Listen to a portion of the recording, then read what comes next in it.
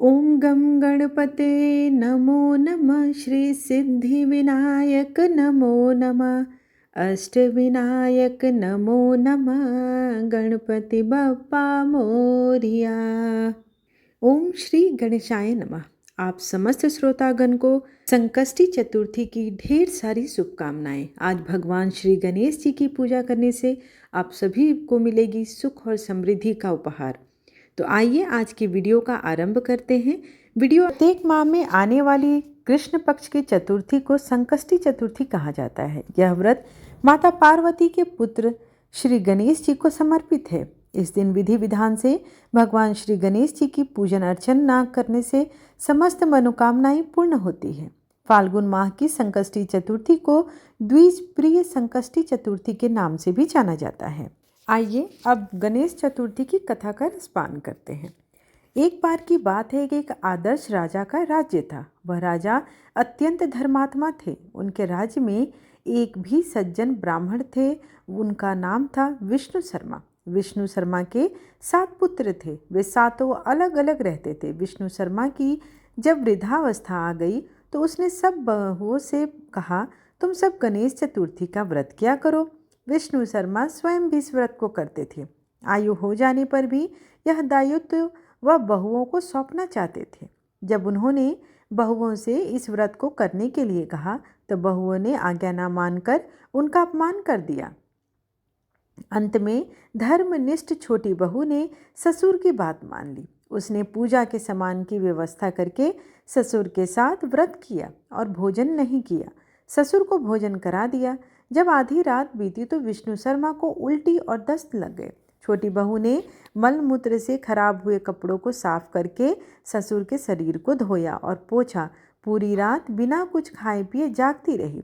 व्रत के दौरान रात्रि में चंद्रोदय पर स्नान कर फिर से श्री गणेश जी का पूजन भी किया, विधिवत पारण किया। विपरीत स्थिति में भी अपना धैर्य नहीं खोया। पूजा और ससुर की सेवा दोनों श्रद्धा भाव से करती रही। गणेश जी ने उन दोनों पर अपनी कृपा की। अगले दिन से ही ससुर जी का स्वास्थ्य ठीक हो गया और छोटी बहू का घर धन धान्य से परिपूर्ण हो गया। फिर तो अन्य बहुओं को भी इस प्रसंग से प्रेरणा मिली और उन्होंने अपने ससुर से क्षमा मांगते हुए फाल्गुन कृष्ण संकष्टी गणेश चतुर्थी पर इस व्रत को किया और साल भर आने वाली हर चतुर्थी का व्रत करने का शुभ संकल्प भी लिया। श्री गणेश जी की कृपा से सभी का स्वभाव भी सुधर गया। श्री गणेश जी की कृपा से सभी का स्वभाव सुधर गया। 12 मास चतुर्थी व्रत कर दान दक्षिणा देने से प्रथम पूज्य श्री गणेश देव महाराज ने समस्त मनोकामनाएं पूर्ति की।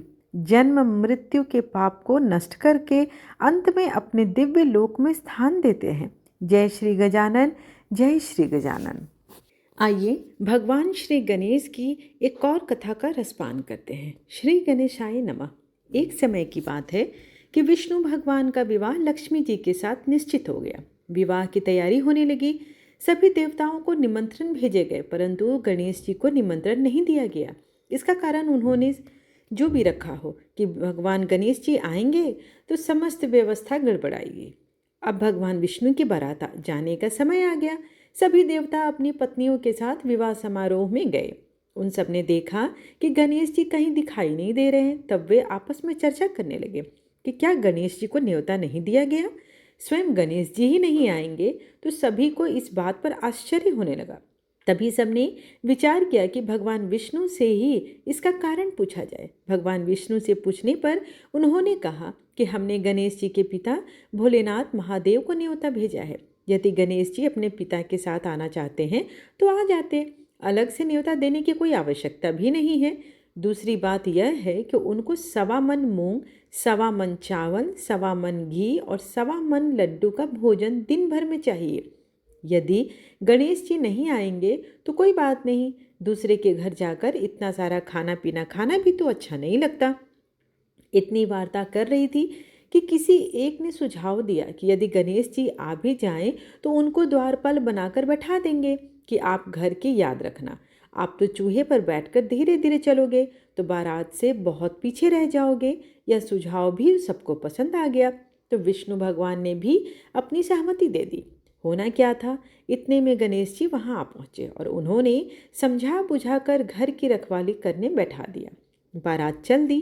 तब नारद जी ने देखा कि गणेश जी तो दरवाजे पर ही बैठे हुए हैं। तो वे गणेश जी के पास गए और रुकने का कारण पूछा। गणेश जी कहने लगे कि विष्णु भगवान ने मेरा बहुत अपमान किया है। नारद जी ने कहा कि आप अपनी मूषक सेना को आगे भेज दें तो वह रास्ता खोद देगी, जिससे उनके वाहन धरती में फंस जाएंगे। तब आपको सम्मान पूर्वक बुलाना ही पड़ेगा। अब तो गणेश जी ने अपनी मूषक सेना जल्दी से आगे भेज दी और सेना ने जमीन में छोटे छोटे गड्ढे कर दिए। जब बारात वहां से निकली तो रथों के पहिए धरती में धंस गए। लाख कोशिश करें परंतु पहिए नहीं निकल पा रहे थे। सभी ने अपने अपने उपाय किए परंतु पहिए तो नहीं निकले, बल्कि जगह जगह से टूट गए। किसी को समझ नहीं आ रहा था कि अब ये क्या हो गया। तब तो नारद जी ने कहा, आप लोगों ने गणेश जी का अपमान करके अच्छा नहीं किया। यदि उन्हें मना कर लाया जाए तो आपका कार्य सिद्ध हो सकता है और यह संकट टल सकता है। शंकर भगवान ने अपने दूत नंदी को भेजा और वे गणेश जी को लेकर आए। गणेश जी का आदर सम्मान के साथ पूजन किया। तब कहीं जाकर रथ के पहिए निकले। अब रथ के पहिए निकल गए परंतु वे टूट गए थे, तो उन्हें सुधारे कौन। पास के खेत में खेती का काम कर रहा था, उसे बुलाया गया। वह खेती करने वाला व्यक्ति अपने कार्य करने के पहले श्री गणेशाय नमः कहकर गणेश जी की वंदना मन ही मन करने लगा। देखते ही देखते उस किसान ने सभी पहियों को ठीक कर दिया। तब किसान कहने लगा, हे देवताओं, आपने सर्वप्रथम गणेश जी को नहीं मनाया होगा और ना ही उनकी पूजन की होगी, इसलिए तो आपके कार्य में संकट आया। हम तो मूर्ख अज्ञानी हैं, फिर भी पहले गणेश जी को ही पूजते हैं, उनका ध्यान करते हैं। आप लोग तो देवतागण हैं, फिर भी आप गणेश जी को कैसे भूल गए। अब आप लोग भगवान श्री गणेश जी की जयकारा बोलकर जाएं तो आपके सब काम बन जाएंगे और कोई संकट भी नहीं आएगा। ऐसा कहते हुए बारात वहाँ से चल दी और भगवान विष्णु का विवाह माता लक्ष्मी के साथ संपन्न करा के सभी सकुशल घर लौट आए। हे गणेश जी महाराज, आपने विष्णु को जैसे काज संवार दिए ऐसे ही कारज सबको सिद्ध करिए। बोलो गजानन भगवान की जय। आइए अब भगवान श्री गणेश जी की आरती करते हैं। जय गणेश जय गणेश जय गणेश देवा, माता जाकी पार्वती पिता महादेवा। एक दंत दयावंत चार भुजाधारी, माथे सिंदूर सोहे मूस की सवारी। पान चढ़े फूल चढ़े और चढ़े मेवा, लड्डुअन का भोग लगे संत करे सेवा।